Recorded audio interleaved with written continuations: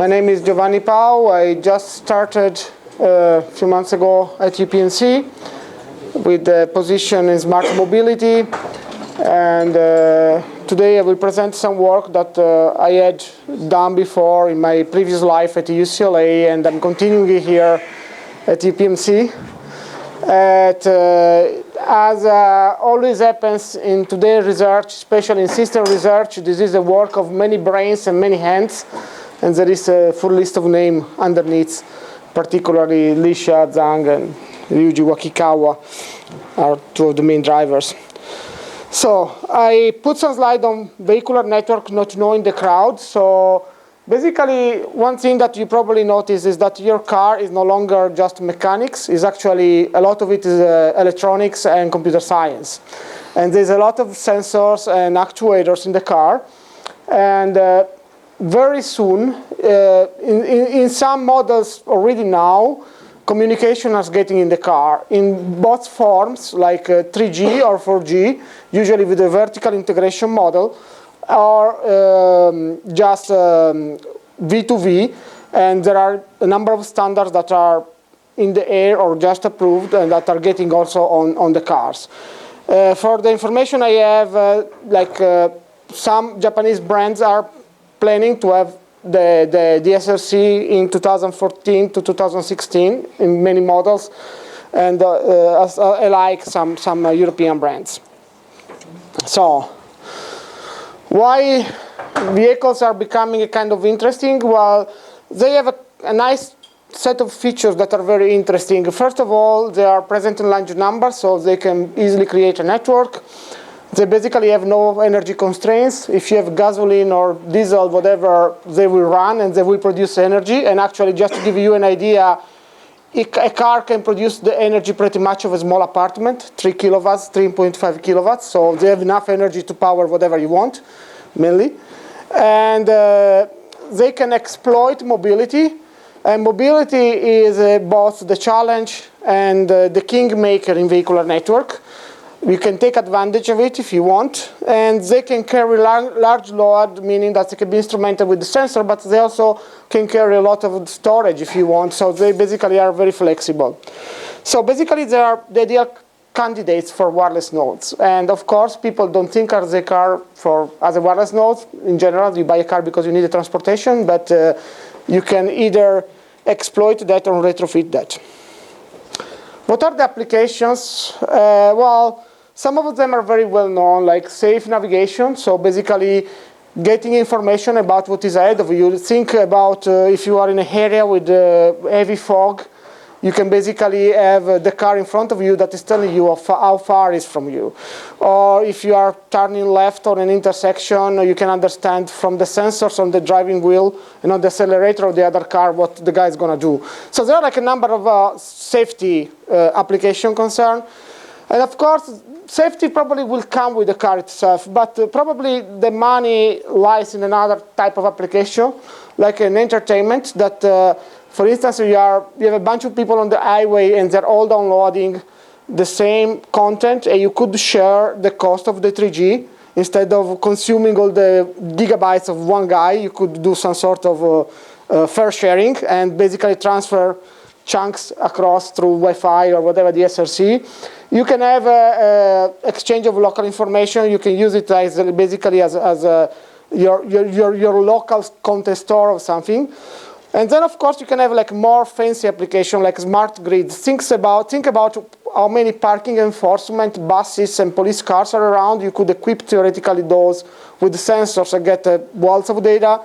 Or again, this is actually an idea that is from Prometheus. That is, you can use cars as a data mules, so to transfer very large chunks of data, recalling the, I think, page 12 of Tannenbaum, where basically says that a truck full of CD-ROMs is probably the largest bandwidth ever you can get.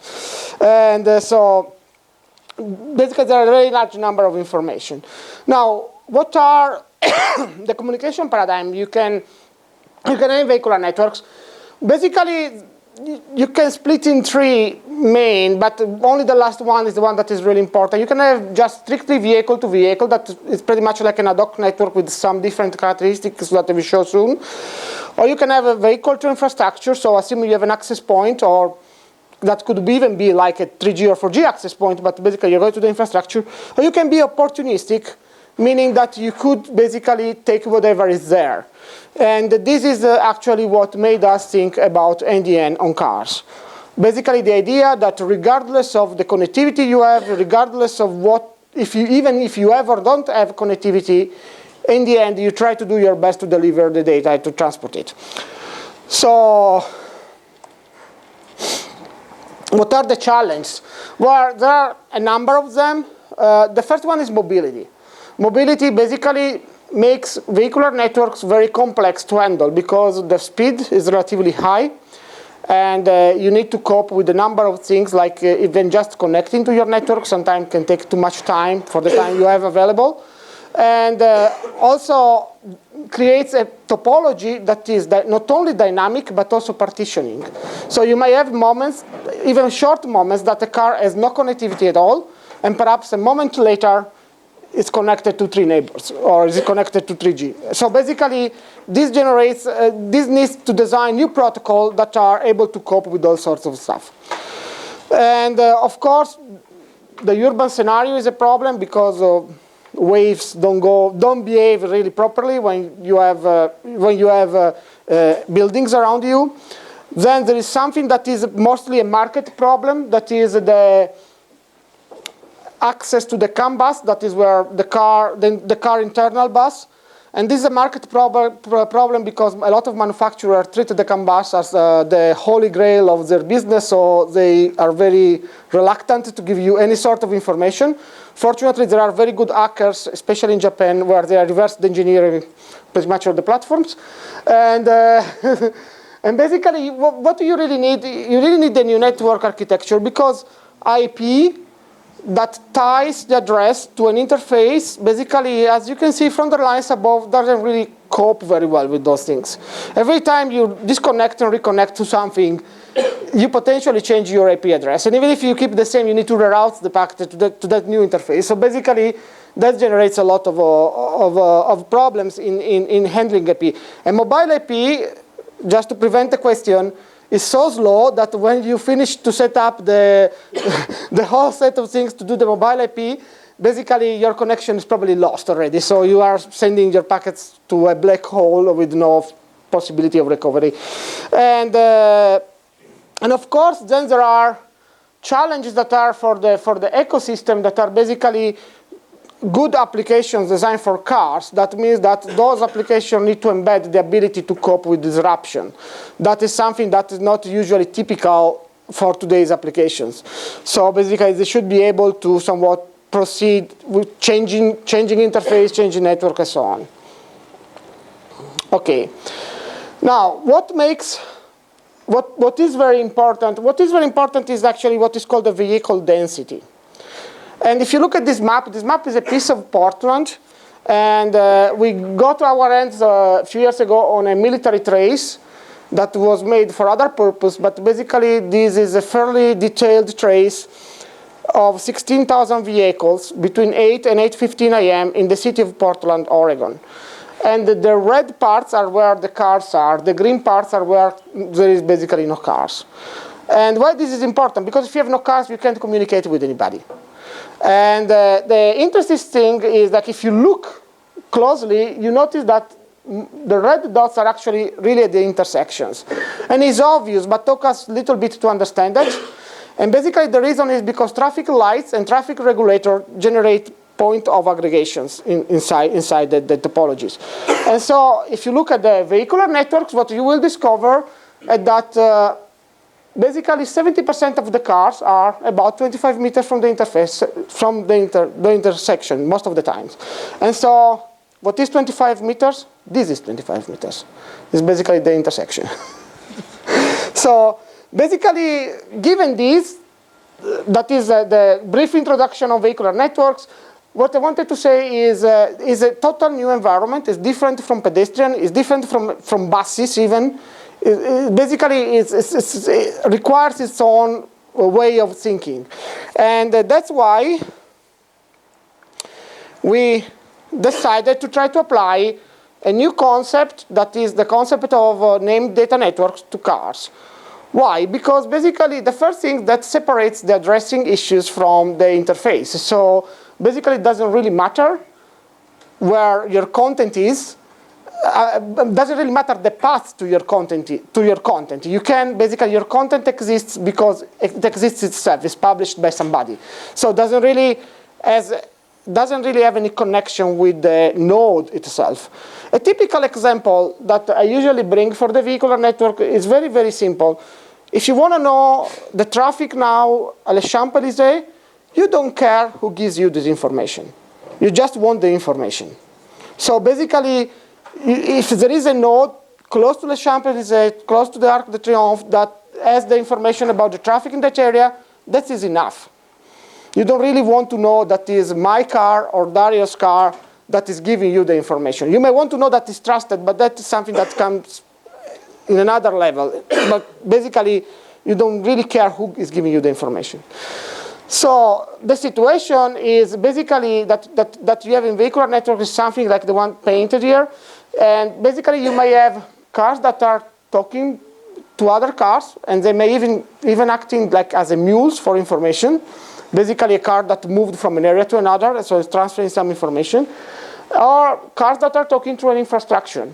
And the infrastructure could be through 3G, through Wi-Fi, through DSRC, to whatever type of technologies you want. And again, with NDN, you can handle both situations without much problems, because basically, the forwarding is done with prefix matching. It doesn't have any consideration of the actual location of things. OK. So the idea is what NDN gives is the ability of exploit mobility. So basically to take advantage instead of suffering from mobility. So because you don't care anymore if you change the network. You just care that you get what you want. And the fact that you have capacity, so NDN basically caches every content that goes through. So you could store in the car whatever you want. And now, again, just to give you an idea, a node with 250 gigabytes of disk costs a couple of $100, so it doesn't really matter. Again, it's a very relatively cheap cost. And so what we try to do is to take the concept from NDN, specifically from CCNX, and port to the cars. There are a number of things that need to be changed. And you need to change them basically because otherwise it won't work. OK. So what we did is we redesigned the NDN system, the NDN architecture for vehicles. And we not only redesigned, but actually we implemented it for real, and we tried it on a real testbed. And the way it worked out is we inspired ourselves to the actual CCNX architecture that has basically the applications. Then you have an interface between the applications and the NDN daemon. And the NDN daemon is the current layer 3. Basically, you have the interest table, you have the routing table, the fib, and then you have the content store. And then on the bottom layer, you have an adaptation level to the various interfaces. Now, the most interesting is this one, and we will get into the details of the car-to-car interface. The others are basically a GRE tunnel from your car to the first hub behind the network. That is because the 3G goes IP, and they can't change it. I couldn't convince any of the providers in the US. And the Wi-Fi goes IP, and my UCLA IT was not very happy to change the access point to please me. So basically, at the end of the day, we had to get around. This is basically a layer to get around the current technology. And this is actually where we did some interesting developments that we will see. Now, a few things that I need to say up front. What changed from CCNX and V-NDN? Well, the first thing is, one assumption CCNX said is that when you don't know where to send stuff, you send you forward your interest to everywhere but the interface your interest came from. That's not really true in vehicular networks, because basically the topology is continuously changing. So you just send the content, the content or the interest everywhere. That's it. And you need to be careful to not flood the network. We will enter in the detail in a second. And the other important thing is like you cannot afford to lose either an interest or in content. So you start caching unsolicited data. That is also another thing that is totally different from the approach in CCNX. In CCNX, you don't cache any unsolicited data. In vehicular networks, for the same reason, since you don't know if you will get again that data, if you will meet again that, if you have another opportunity, you start caching any unsolicited data. And that we will see from the results helps quite a bit, actually. And so let's get a little bit more in the details. So what V-NDN does is, what we did is we took an approach that is the wire format, is the wire format of CCNX. I ate it. I don't know why they choose XML, but we want to be compatible so that we hope to run an experiment that goes cross borders.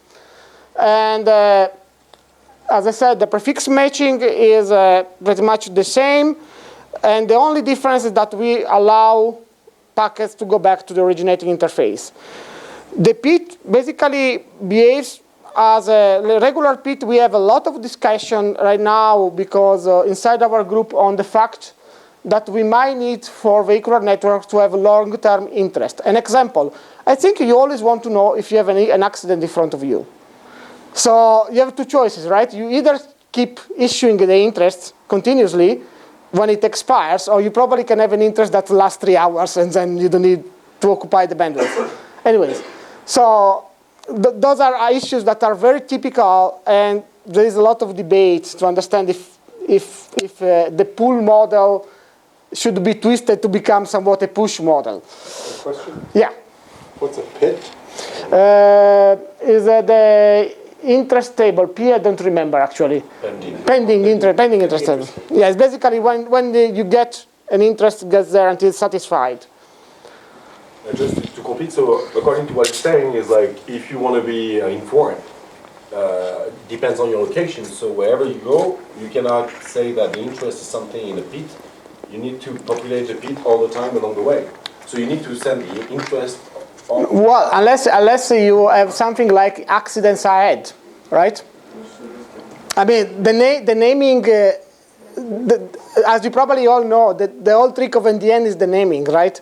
So you could have /accident/ahead or /accident/behind, right? Especially if you're in a freeway. And as I said, there's a lot of discussion on the fact that the pull modem really adapts very well on the vehicular networks. And I mean, one opinion is there is no alternative to the pull modem. But as I said, not convinced, totally at least. So other changes on the FIB that basically. What we did is we added the fact that we always cache everything we go through. So we basically store every information so that we are sure that we don't lose it.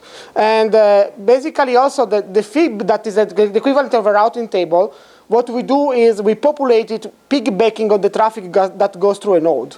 So also this is like totally different from NDN, where it's usually populated only with things that you have an interest for. And same thing for the caching, we basically keep everything. Again, we get a lot of questions usually about how much that costs. The only thing that I can say is doesn't cost much because storage in vehicular networks is fairly cheap, because keep in mind that compared to the wired situation where we are talking about a 10 gigabit wireline, right?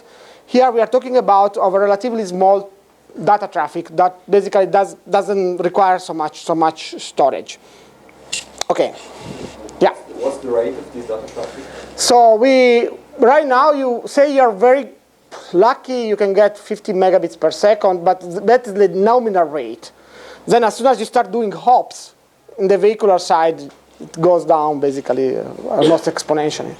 So the reality of things, like you will see later a demo, you can transmit small images, you can transmit some traffic data, but you can't really say I transmitted 5 HD movies and, you know. Is bandwidth actually the right metric for measuring, for describing an NDN-based network? Not really. What I'm saying is I can store whatever goes through my node. That's what I was trying to say.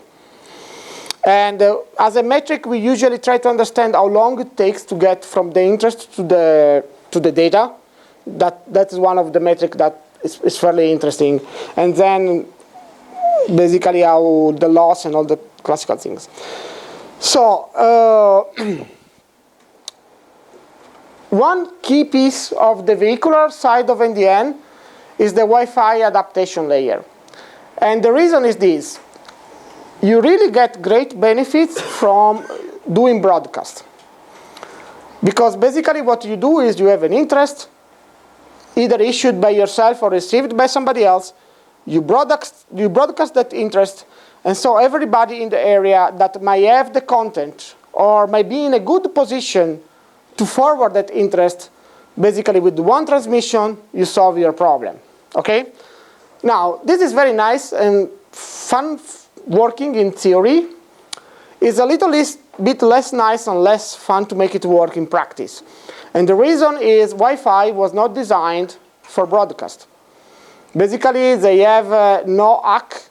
You have no way to understand if your data went really through and if it was actually received by somebody. So we had to invest quite a bit of time in understanding how we would do the interest forwarding in such network. And so one of the interesting tasks here is basically design a protocol that tries to spread the interest in a way that is the farthest away from yourself, from the node that is transmitting. Because basically, in that way, you know that you have covered everything in the middle. And you also know that you're making the most progress possible. Basically, you're somewhat greedy on this, if you look from the algorithm point of view.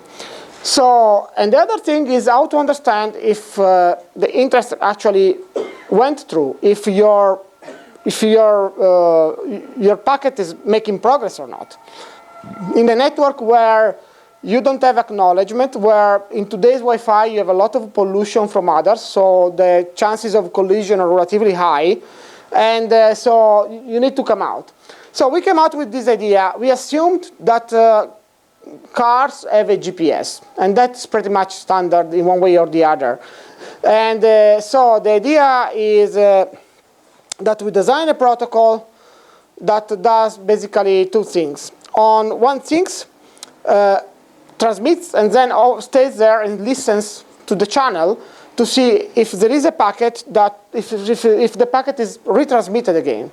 If the packet is retransmitted again, that is accounted for an implicit ACK. So if I transmit something, I either get a content, and then I'm happy, because basically I got satisfied, or I wait a little and I see if that specific interest has been retransmitted with the same name.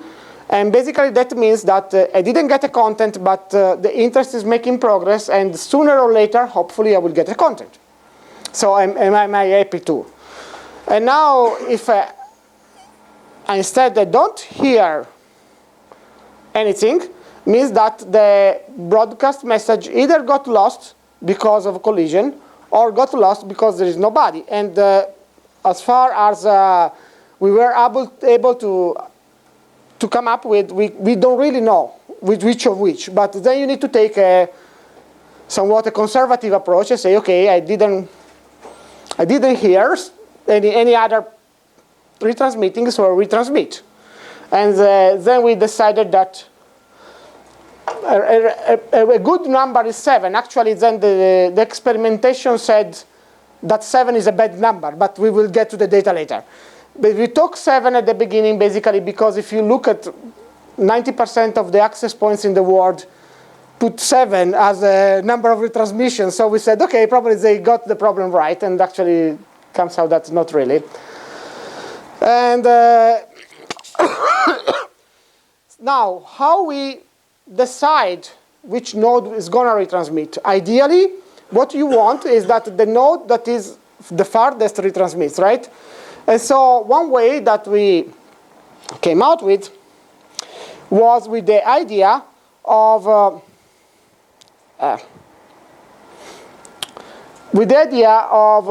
basically putting two timers. One timer that is basically a random timer that gives you a random weight to see if you hear somebody else transmitting. And the second timer that basically goes in the inverse proportion of the distance. So you know when you transmit the packet contains the source GPS coordinates. And if you are a receiver of that packet, you know you can compute quickly what is the distance between you and the source. And then basically you compute a timer that goes in inverse proportion of that. And so basically in this way, the farthest you are, the shortest you wait to retransmit. And the closest you are, the longer you wait to retransmit. And basically that allows to somewhat cover this problem of retransmitting only if you are the farthest from the location you are. Now, there are a number of things. This works very well in a highway scenario, right? Because basically you have only two possibilities. And you might include, if you want, some heading, if you want to consider people that are coming on the other directions.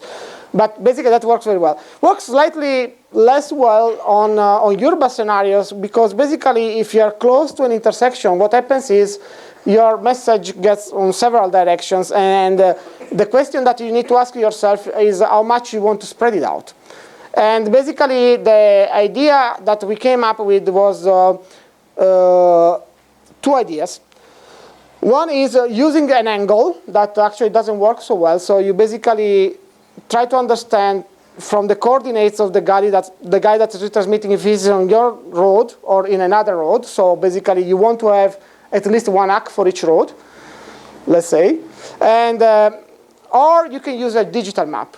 And again, here we did somewhat sort of an assumption saying, okay, most of the cars have a navigator inside, so they might have a digital map that we could use. And with a simple reverse geocoding algorithm, you can basically decide if you got all the ACKs you want. And eventually, we added actually a component, the TOS, stands for type of service, that basically you could decide that in specific situations, you just want to know things from the guy ahead of you, or things also from the guys on the other roads. All depends on the application, and that could be decided by the application. Okay.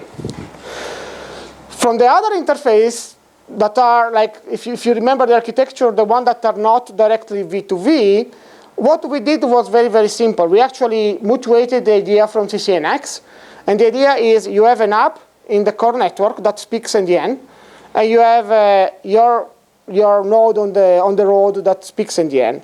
Between the two, unfortunately, you need to go IP because, as I said, Verizon or whoever is the provider doesn't really want to speak native NDN. So what you do is basically you have a tunnel, and through that you encapsulate the packets and decapsulate NDN, and then you take decision. The routing decisions are NDN decisions. But then in the middle, you need, unfortunately, to get something else. The big difference here is that, of course, we have no control of any of the link parameters or speed or anything because it's 3G, so it does whatever they want. OK. After we came up with the ideas, we simulated a little, and then we decided to go for real. And the reason is because in simulation, it's very hard to capture a number of effects that are in the real roads. From buildings, from other cars that are going next to you or close to you, or from one thing that was very astonishing for us was like the 250 access points in the UCLA area that actually were not neutral to the performance at all. Because basically, there are so many channels, so you get traffic interference from everywhere. So we came up with two applications, and trying to understand if we could capture some of the vehicles' problems. One application was the one that I already said is the info traffic application. So basically, you want to know what is the traffic in a specific area, and you issue an interest that is like /traffic/intersection. And in that way, basically, you can ask for an information on a specific area. And this is what the consumer asks. The producers respond to the interest with the proper content if he is in that area or has been in that area in the last few minutes. Okay, we said in the last 2 minutes. And the reason is this, because basically the traffic doesn't really change in 2 minutes. So you don't need really to have like the last femtosecond response. But you need to have some decent type of response.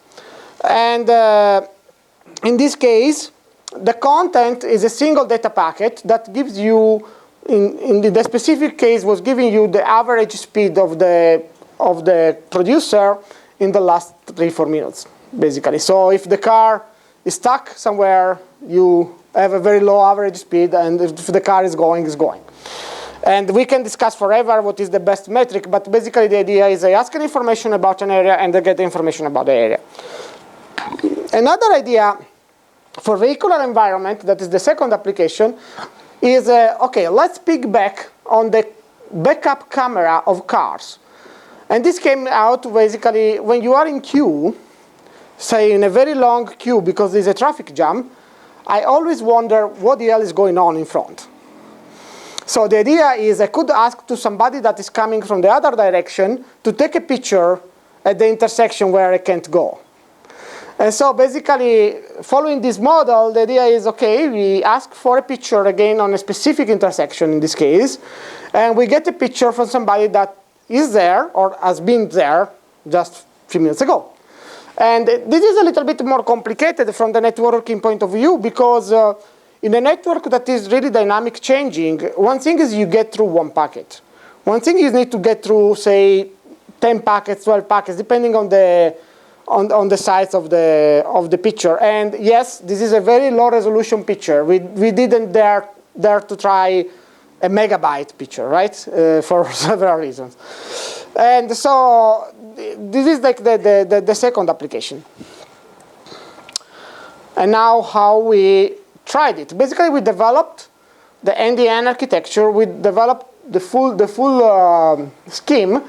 And basically, we designed a mobility. And the idea is basically that we designed the mobility in 2 rings. One larger ring that goes clockwise and one smaller ring, one smaller ring that goes clockwise and one larger ring that goes counterclockwise. That is because basically they share these and these, and they don't share the others and these, and they don't share the other sides. So that basically they have moments where they can meet and moments where they cannot hear each other.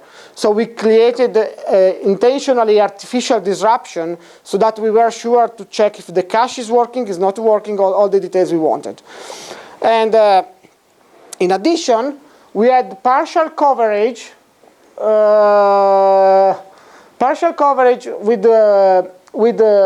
WiMAX and partial coverage with a Wi-Fi mesh network that we set it up intentionally for the experiment.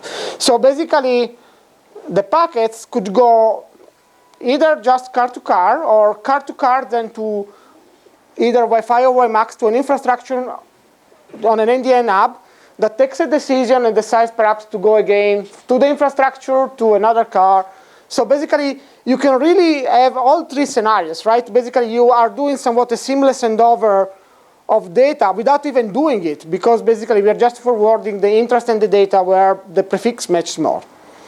And the nice thing is like here, there is no session, there is no, it's all sort of say, so it's all datagrams. The only real complicated matter, it's not complicated, but headache matter is the tunnel between the hub here and the car, because that is actually, unfortunately, IP. We have no choice there. Okay, so let's start looking at the interesting data. So the first thing we started to understand is we designed these, we believe, interesting protocol to see if a packet forwards correctly or not. And so one of the ideas was, okay, let's have retransmission to check if the broadcast goes ahead. Not retransmission. If I don't hear the packet going ahead, I retransmit, right? So we set the retransmission to 7. And actually, one interesting thing that comes out is that after 5, doesn't really make any sense to retransmit anymore, because 95% of the packets are hacked with the way I said. So you hear they are proceeding within 5 retransmission. So, sorry? What are the X and Y axes on this graph? Sorry, yeah. Number of retransmissions. Number of retransmissions? So yeah, number of retransmissions. And basically from 0 to 1 percentage of packet is the cumulative distribution, right? So basically how many? Of packets received? Or packets received. Packets act. Yeah. So basically here you would read that a little bit more of 50% just need one retransmission. One retransmission means one more time, not only the first time. Sorry, I forgot to say that. This is 0 retransmission means that they are received immediately. 0 retransmission means? You are received the first time. You never retransmit. And the strategy is pure broadcast, or do you use angle or what? This is just basically broadcast. We are broadcasting the packet, and we are broadcasting it at the maximum speed that in this case was 54 megabits per second. And it's an urban scenario. It's the urban scenario you just saw the maps on. And basically, what you do is if we get a content immediately falls here, right? And if you hear immediately the interest proceeding, again falls here in the 0 retransmission. If we need to retransmit once, 1 and so on. Yeah. Just to be sure, so the distribution is on the packets that have been received. That have been received. Yeah, here there are. We will see the loss later. Okay. Basically, those are the ones that have been received, and of course there is quite a number of loss. That I need to check the data. Don't. Okay. So what does 1.5 retransmissions mean? Why is this continuous rather than discrete? Because I think it's an average here of the retransmission. We repeated the experiment several times, so it's at the end got averaged out. And one thing that here is for us was quite interesting is that this is a static experiment, and of course behaves better. But this is like around the parking lot. It's on the top of the parking lot, and behaves very bad. And we discovered that was basically because of the 250 access points that you could hear in that place. And with the spectrum analyzer, basically was like a band of stuff there. And so. This is just for the interests, right? This is just for the interest. You don't measure the data. We didn't measure the data here. Yeah, this is just the interest forwarding. Because basically the idea is, what we did is you apply the same stuff also for the data, but what we actually measured was just the interest forwarding. Yeah. To what extent, Aaron, do you have an idea to what extent do these results depend on your particular setting? So if more cars or less cars, or configuration, how? So basically, I have a gut feeling more than a data. Okay, this configuration is fairly low density at the end of the day. There is, you will see from the cache usage, we rely a lot on cache. So a lot of data muling, if you wanna see it. I would expect probably with more cars to have a lower need of retransmitting because you have less links are shorter and you have more chance to get there. But also your interference increases. So I would expect with higher density to some point to get better, and then when it's too much, basically you just drop down again. Here, what really was affecting us was mostly the interference from other, especially on the parking lot. Things become better when we get out of the parking lot, because what happens is the buildings actually play to support us instead of against us. What happens is when you get from the 8th floor to the ground, right? A lot of those waves that you can hear and wait for, you don't get them anymore on the ground.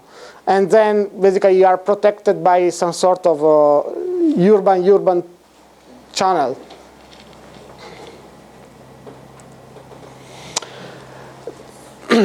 Again, for the traffic application, this is another measure we took. And the idea was, okay, I send an interest, and I wait for an answer.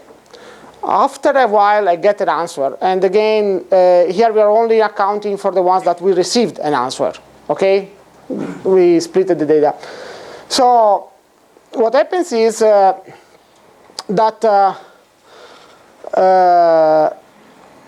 you get most of the answers within 1 second.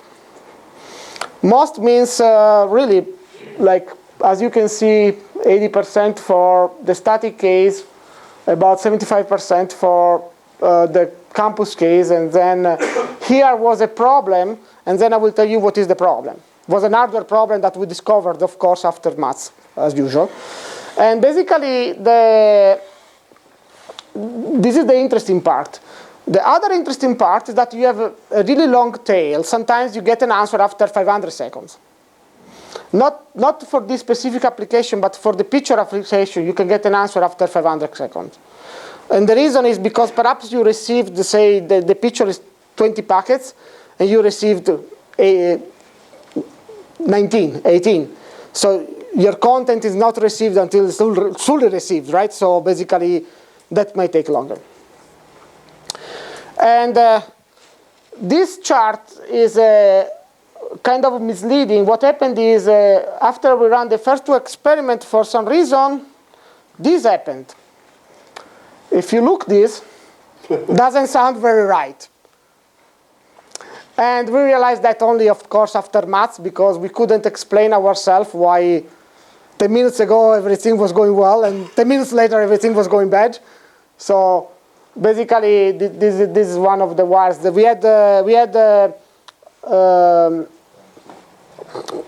basically all our nodes have a 2x2 configuration that when it operates regularly in 82.11, BG or A is operating like as just a spatial diversity, but when we operate the spatial streaming with 82.11n, then we're also operating with like double channels width and spatial streaming. So the point is, when you lose one antenna, you're basically becoming half blinded in terms of links and stuff. So the second application is the photo request and response. This is a little bit, conceptually it sounds the same, but it's actually a little bit different, because the number of packets you need to have before a content arrives to you is much larger than the one that we had on the initial case. And now that can be a problem because of the topology change. I mean, of course, if you are in a wired internet, nothing can happen, but in a wireless internet, something can happen. So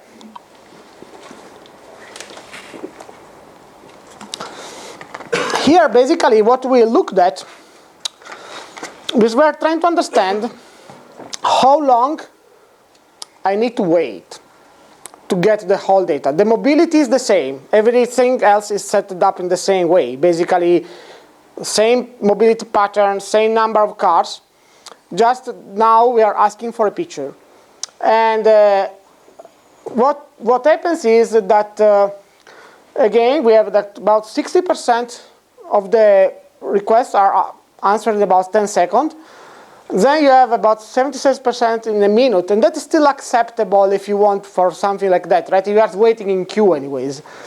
Then, to get the 95% of the requests, you have 3 minutes, 20 seconds. That is a kind of a long time. You could get, basically, if I think about myself waiting 3 minutes, I could get highly pissed about that. Yes? There is only one picture, or how do you... Each request is one picture. Different picture.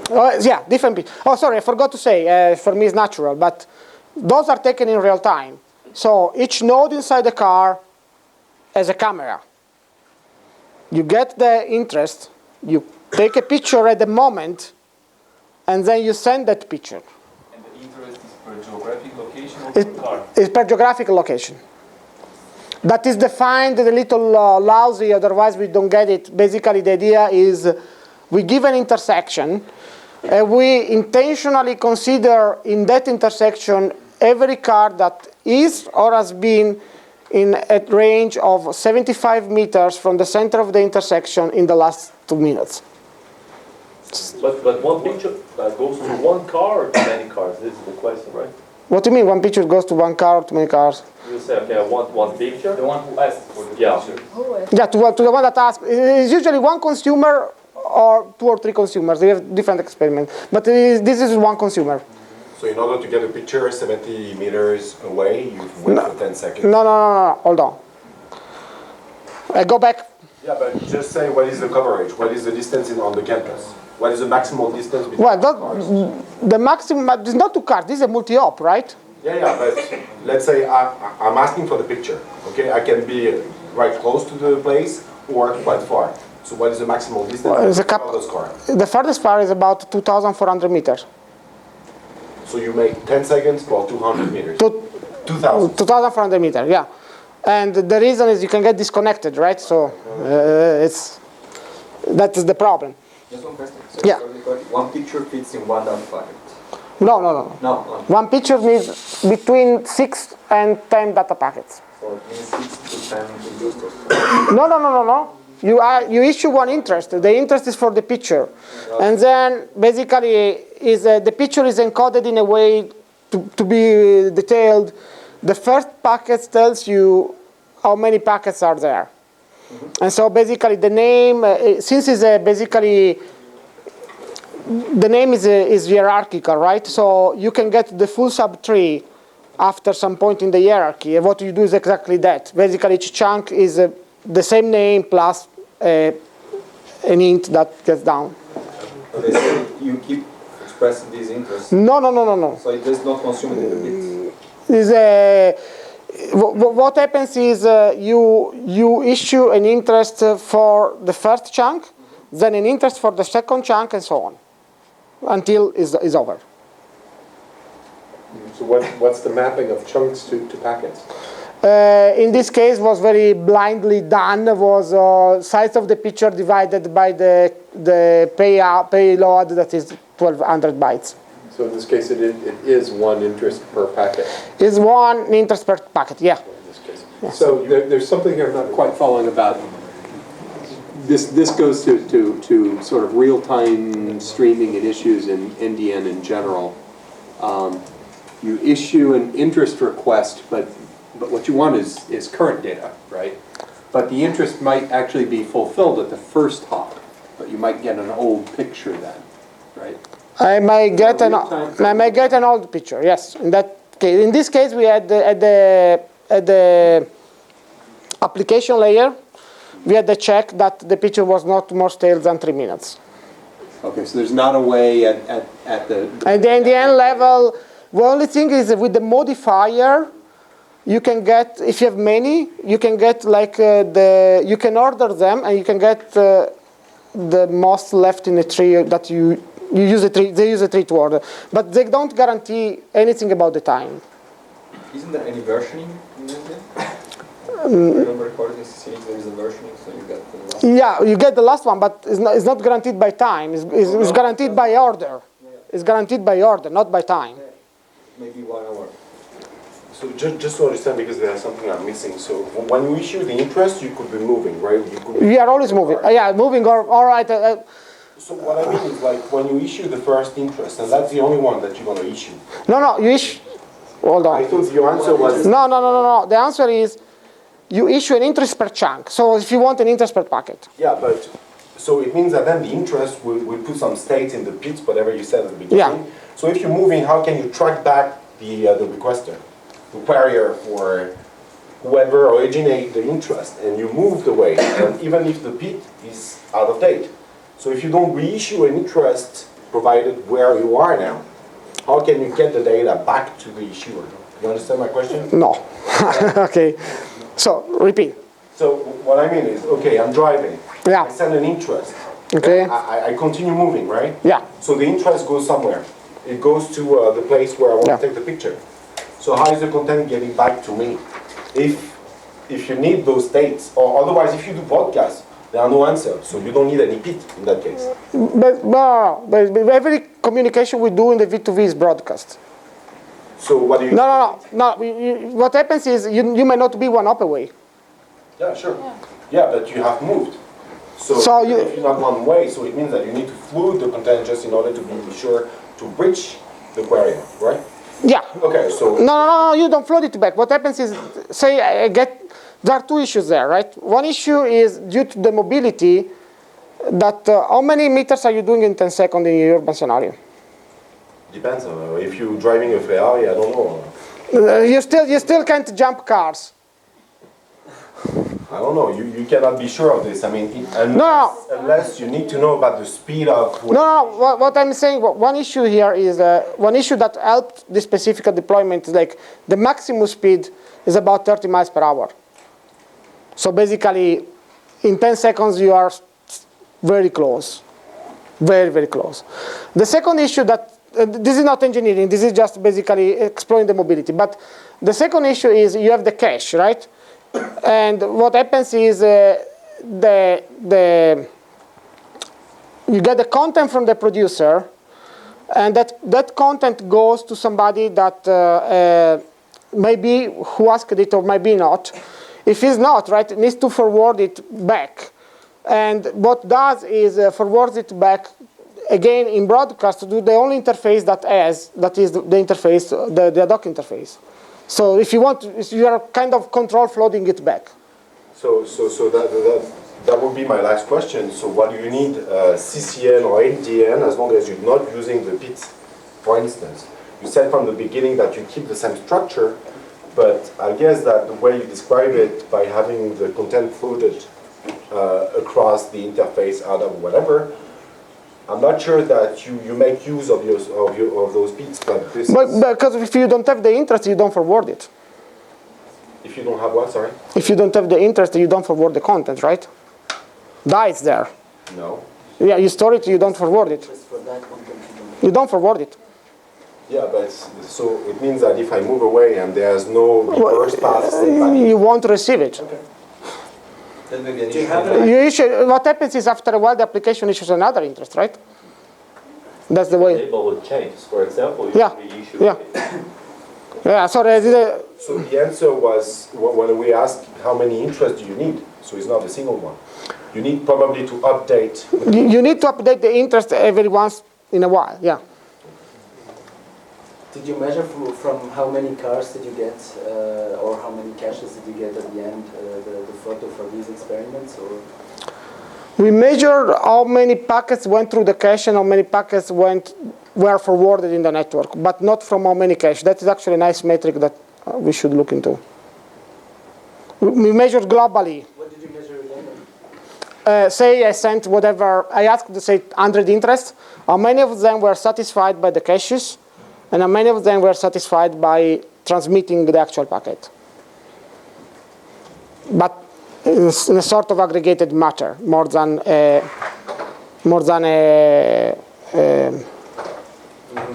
per cache. But that's a nice metric that actually could be a nice metric of mobility.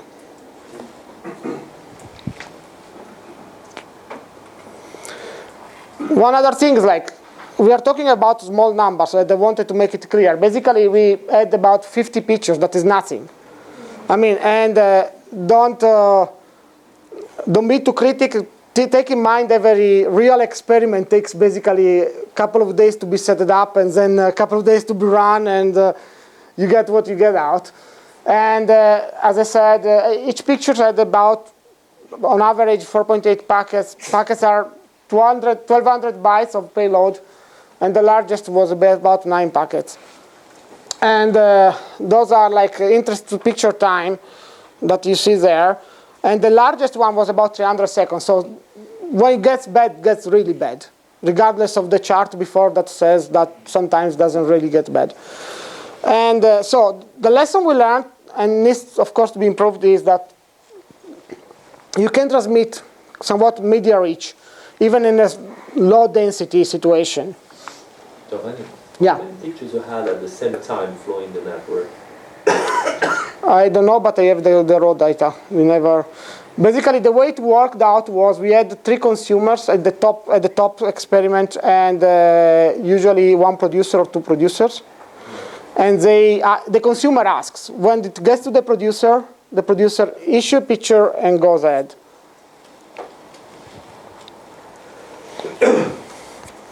Use of the cache.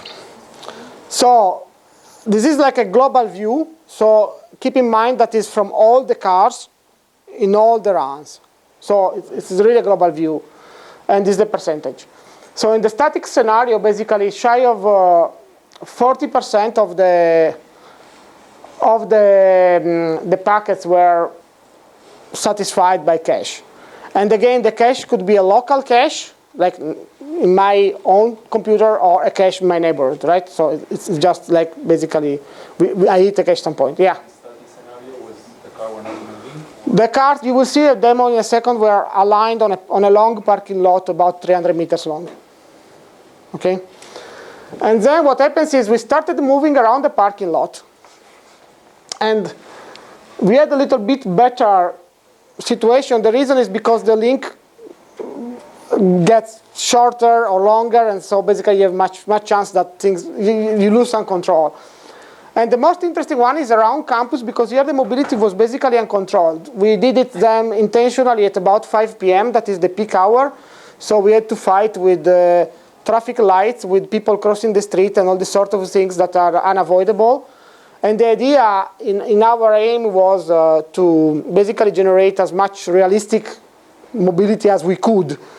And in retrospect, probably we exaggerated on the realism of the mobility, because basically what happens is sometimes all the cars get grouped around the traffic lights. Sometimes they get totally dispersed, and they're all like one car cluster, so useless.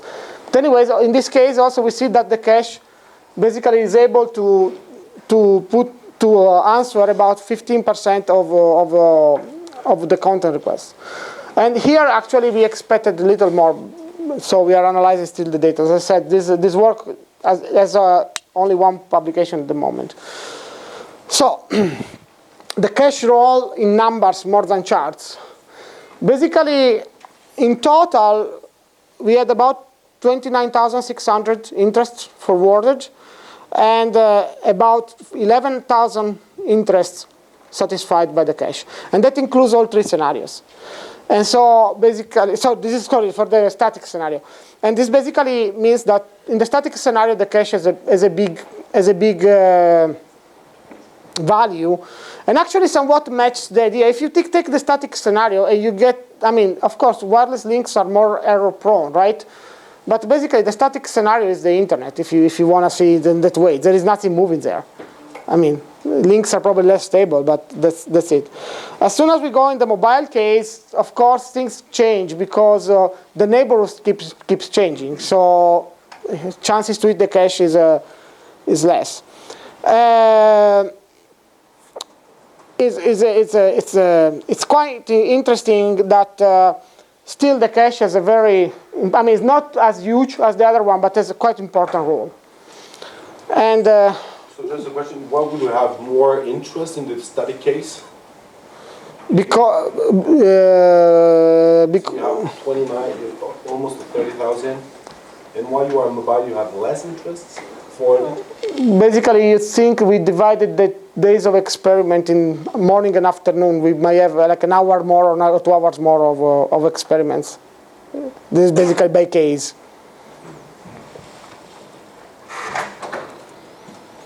We were, just to be clear, we were emitting about an interest every 2 seconds. I don't know if this thing works, but I wanted to show you something.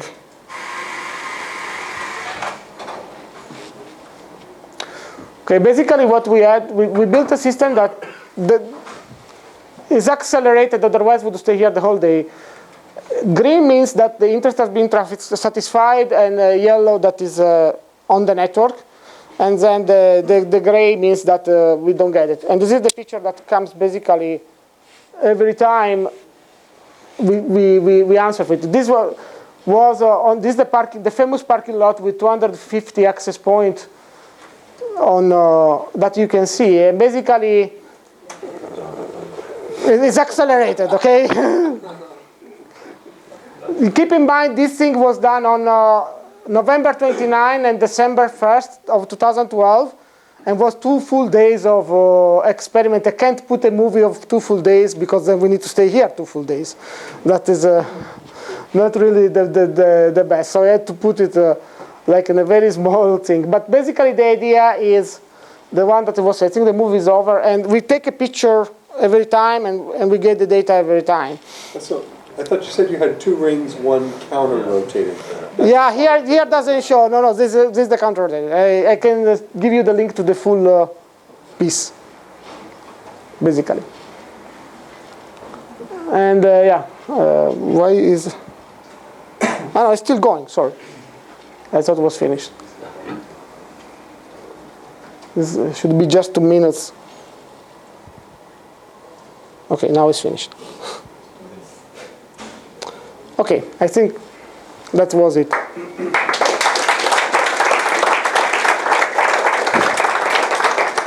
There's still the wrong address.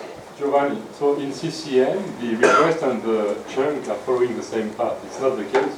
No, it might not be the case. Indeed, and then I didn't bring out the data from the multi-interface because we have really very limited data. We have like 300 packets. That is not, doesn't give you a number. But basically, in some cases, the packet goes through 3G and come back through Wi-Fi. And so that's really not the case here. And you need to reissue the interest every once in a while, otherwise it's lost. Yes? Either ways. You said in the beginning that 50% of the cars stay between 25 meters in the intersection. But that's not CCN. This is a study that comes from... In what you presented, that means the broadcast solution would not be a very good solution. When asking for a comp, if everybody stays in one place most of the time, the broadcast will not be very efficient. Am I wrong? But I think it would be very efficient, actually. You issue one packet. You have a lot of interferences. No, the interference was not from the cards themselves. The interference was because in campus you have like a very large number of access points, far beyond what we estimated ever. So the interference is not the cards themselves. Actually, when we moved down from, it's very hard to, give me a sec, I'll show you something. Well, not the best picture, but hopefully helps.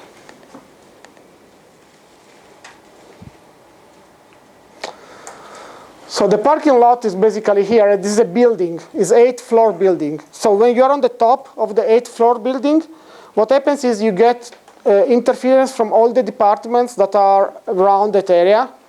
And you get basically all the access points bumping on you. And that is traffic that you can't really control. As soon as we get to the ground level, all those things mostly disappear. Promete, you had a question. Yeah, so, well, you showed at the very beginning that cars are wonderful because they have a lot of capacities or anyway sensors and so on. So we can see through the examples that you showed here that you mainly based on the location. So it means that it helped you in your experiment in order to handle the interest and so on. The GPS have quite a big part for limiting the flooding and so on. Could you think about other applications, and I'm sure there are a lot, where the interest is not generated based on the location, but based on, say, on multiple type of cars, but independently of their location. Some properties about the car, sensing something around them. So how could you then handle the interest without being helped by the location? So, a few things. The interest is handled by the name. I'm using the location just as a way to prevent a full flooding in the broadcast handling. And that actually is independent from the name. Yeah. Okay, so the location would still, in my opinion, then probably there are other ways, but stay there for handling all the aspects of getting the packets the farther away from the specific car. But then the name varies with the application. So it's the name that tells you, like, say, whatever, air pollution, and then some future, further down, right? So the things that are somewhat orthogonal. And what we do that probably was not clear is, let me go back 2 slides so I can.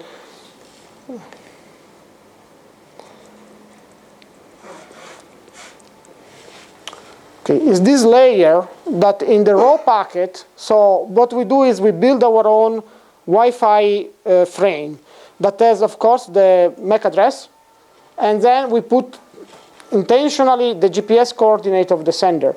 And that is regardless of what the application is telling me. This is totally orthogonal. And that is the way, is the trick, if you want, we use to keep in mind, to understand how further the packet is going. So basically, your application could tell me any name, and then how it's forwarded is decided at layer 3, right? Basically, this is basically just an executor of the layer 3 decision.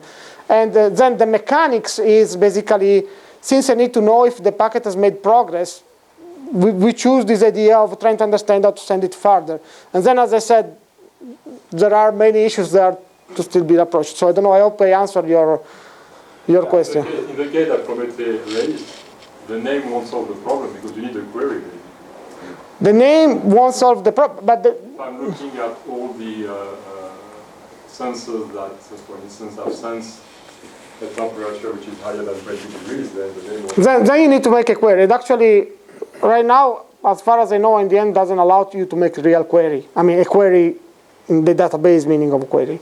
Because what the demo would do is, say there is a part of the name in the structures tries to send either to that interfaces or if it doesn't know to all the interfaces, right? And that's what it does. Unless, because the idea is that the daemon doesn't have any meaning of, any understanding of the semantics of the name. One thing like we are trying to work is like, that is very simple, but putting the name right is complicated, is say I want something about an area that is large. Say it's a fairly large area because I want something that can be done. How a car, any car inside that area can answer. Even just doing this name brings in a lot of complications. Because the point is that the name is basically a hierarchical name, so it's a linear structure, and the areas is a 2-dimension structure, and so you need to basically try to squeeze the 2 dimensions inside. You can do it with some tricks, but there are still tricks. Well, there is like you can use some mathematical tricks to do it, but they're still very tricky and not linear at all. But this is just like the mechanics, right? And is the best mechanics? I'm not sure. What I say ideally works, but then the main problem is like that the broadcast basically doesn't really work in. Yeah, it works if you are if you are just local. If you want an application running on a campus. Yeah. But at the scale of a city or a country, so then you need to go at the daemon. Right? Yeah. Then you go with WiMAX or. A lot of the problems come, like, just one silly problem that I didn't show here, but we had is, when I change access point, I need to attach to that access point. Depending on the speed I'm going, most of the times that is a problem. Indeed, what we are trying to do now is a client-only way to shorten the time. Because when you lose 10 seconds to get your new IP and set up your new tunnel, goodbye, it's gone.